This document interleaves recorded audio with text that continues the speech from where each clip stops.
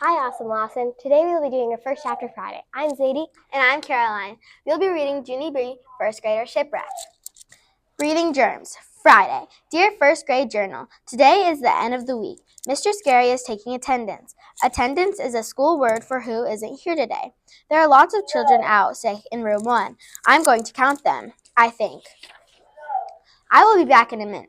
Okay, here is a teensy problem I just ran into. Because how can I count the people who aren't here? On account of they didn't show up, apparently. Taking attendance is harder than it looks. From Junie B, first grader. I put down my pencil to think about this situation. Only I didn't even have time to concentrate, hardly, because all of a sudden there was a noise on the other side of the room. I turned my head to look, and splatto! A boy named Roger threw up on the floor. It was the most disgustingest thing I ever saw.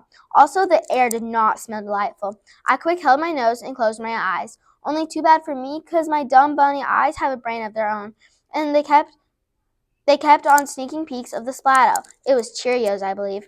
Finally, I put my head on my desk, and I covered up with my arms.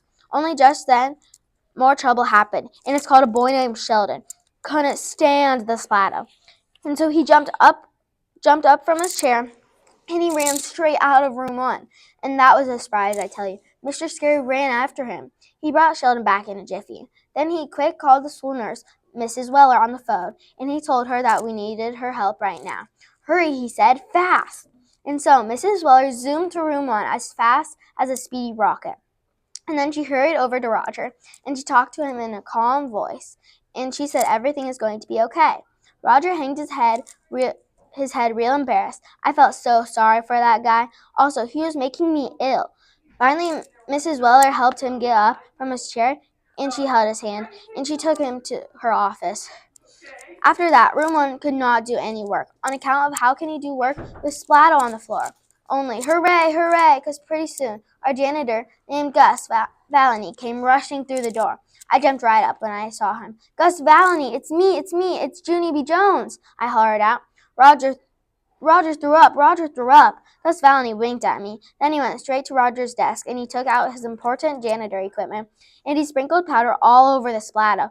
And wowie, wow, the stuff swept up like a miracle. We could not believe our eyeballs. Whoa, said my friend named Lenny. See, whoa, said my other friend, Jose. The powder is like magic, I sniffed the air. Yes, it is like magic, Jose, I said.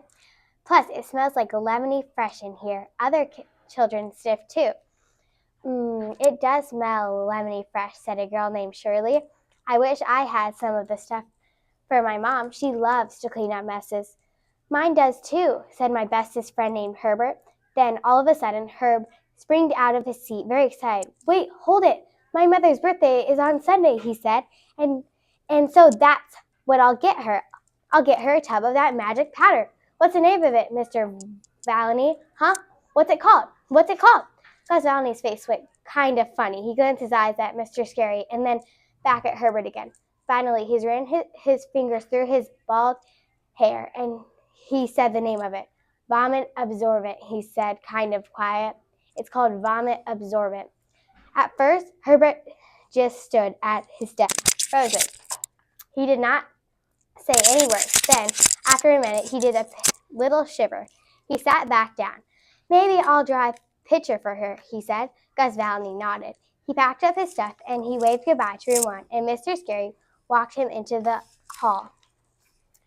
While he was gone, Sheldon put his lunch sack on his head. As soon as Mr. Scary saw it, he tried to take it off, but Sheldon held tight on it. No, I don't. I need this, he said. If I stay in here, I won't catch Roger's germs. I raised my eyebrows at the remark. Yeah, only I don't get it, Sheldon, I said, how can you catch Roger's germs?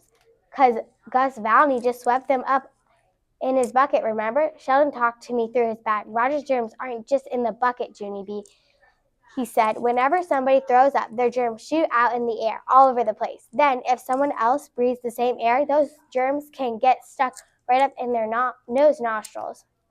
I did a little cringe at that information. Then I looked all around in the air, and very slow, I lifted my hand and closed my nostrils. Room 1 watched me. And then, one by one, they closed their nostrils too.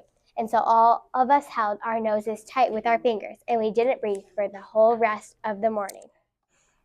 If you want to keep reading this book, you can find it in our Lawson Library. Zadie and Caroline out!